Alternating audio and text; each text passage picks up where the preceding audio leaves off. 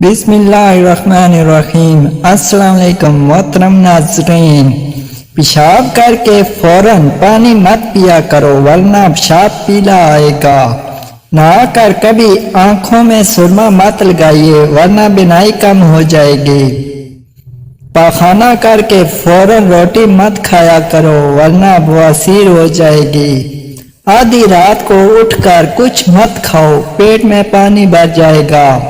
چلتے ہوئے کبھی روٹی مت کھاؤ نہیں تو معدہ سکڑ جائے گا۔ دودھ پی کر کبھی مچھلی مت کھاؤ، تمہاری جلد پھٹ جائے گی۔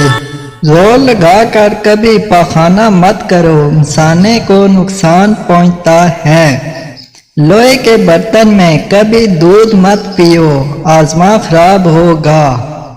گوشت کھا کر کبھی دودھ مت پیو، تمہارے دانتوں میں کیڑا لگ جائے گا۔ نہانے کے بعد سویا مت کرو، دماغ کمزور ہو جائے گا۔ جمائی لیتے وقت کبھی انگڑائی مت لینا ورنہ تمہاری زبان کو کچھ دیر کے لیے لکوا ہو سکتا ہے۔ زکام کے دوران دودھ ہرگز مت پینا ورنہ بہت جلد تمہارے زکام میں اضافہ ہو جائے گا۔ کسی سفر پر جانے سے قبل ملٹھی کے ساتھ گڑ کھا لیا کرو، جسم میں جان رہے گی جب تک سفر رہے گا۔ ناک بند ہو جائے تو ایک ناک کو ہاتھوں سے بند کر کے سانس کھینچو، ناک کھل جائے گا۔ سست بدن کو چست بنانا چاہتے ہو تو روز کچے امرود کھاؤ۔ بینائی کمزور ہے، صبح اٹھتے ہی پالک کے پتوں کو دیکھو۔ سبق یاد نہیں ہوتا تو سونے سے پہلے دودھ میں دھنیا ڈال کر پیا کرو، جو بھی دیکھو گے اور پڑھو گے یاد رہے گا۔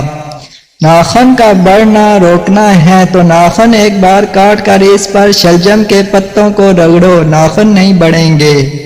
سانس لینے میں تکلیف ہو تو سبز چائے پیا کرو۔ واش روم میں زیادہ بدبو پھیل جائے تو شہتوت کی لکڑی کو جلا کر رکھ دیں، بدبو ختم ہو جائے گی۔ اگر گھر میں پیاز اگے ہوئے ہوں تو بچھو نہیں آئے گا۔ گھر میں بھنڈی کی سبزی لگی ہو تو ٹڈی دل نہیں آتی۔ گھر میں اگر لیموں کا پودا لگا ہو تو مچھر نہیں آئیں گے۔ گھر میں پودینہ اور دھنیا لگا ہو تو چھپکلیاں نہیں آئیں گی۔ جس گھر میں مصری کھائی جائے وہاں کبھی بھی بندے کے خون میں کمی نہیں آتی۔ جس گھر میں آلو بخارا اور انجیر کھائی جاتی ہے وہاں